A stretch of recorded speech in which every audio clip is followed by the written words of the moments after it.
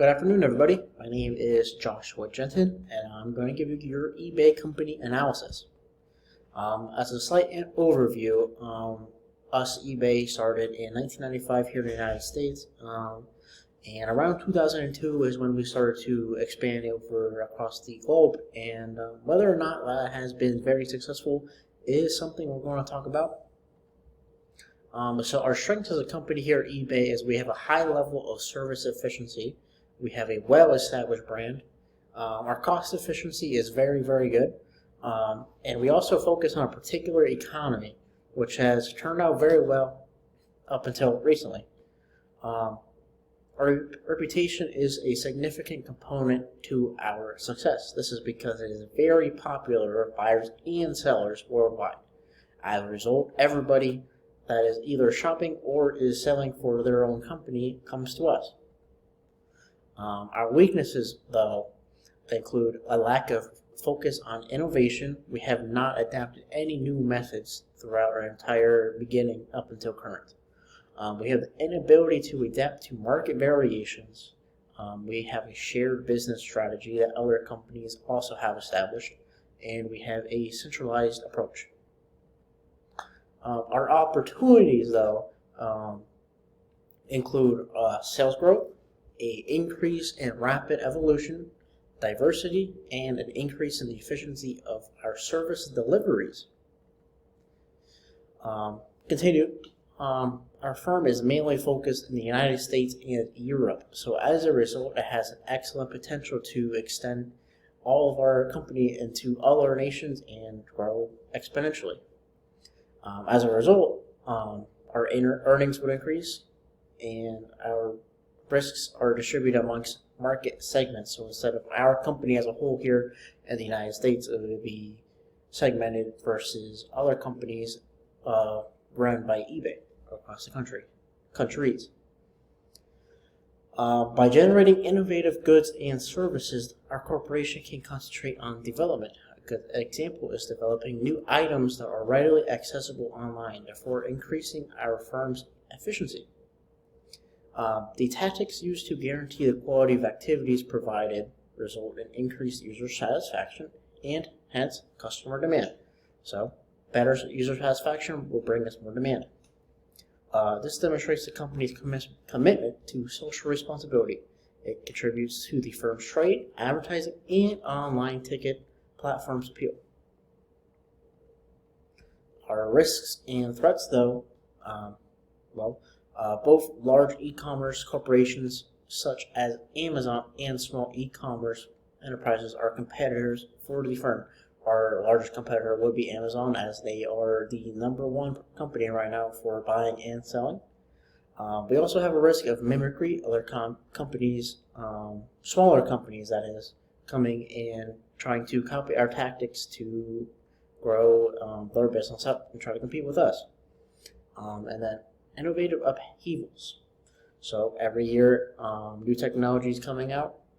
We need to consistently improve our year by year when everything new comes out. So that's just going to be a weakness that we'll have. Problem issues. The list of items that cannot be sold is lengthy and rational. We ourselves as a company are holding ourselves back because we do not sell what we should be selling. This results in a decrease in sales. And the list goes on and on for our items that we don't sell that our competitors are. We do not sell worn clothes, pharmaceuticals, pesticides, electrical equipment, equities, and other assets. And we also do not allow fakes or imitations of other companies on our website at all. Significantly, although eBay does not sell competitive goods, Amazon, our main competitor, which is almost 5 times eBay size, promotes competitive pressure by selling goods from other sellers. Problem issues. eBay estimated a weak revenue outlook for the latest period, implying that the virtual marketplace's development may decelerate. Our shares slid approximately 2% this past year, and our quarterly sales is showing both ups and downs over this chart that we have experienced by our firm during the last 12 months. Our profits actually were $2,129, which is our record low. But our benefits of doing all of this would be our capability to entice both purchasers and a high volume of sales, competitive price, strategies, availability, superior customer service, and a better brand image. Another benefit would be if we have an aggressive pursuit in globalization. Each country that we have has its own set of personnel and contractual limits. They would operate as impediments to commerce. Thus, the corporation would be built country specific and have their own websites in Australia, Canada, and the UK.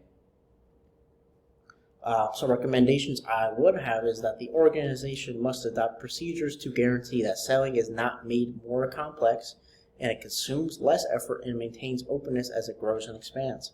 So one thing we should be able to strive for is to keep everything plain and simple for our sellers and for our buyers. Keep it nice and easy for them, nice and efficient, make it a lot easier for everybody so we maintain a good brand image so that everything is just quick and easy for them, makes it easier for them.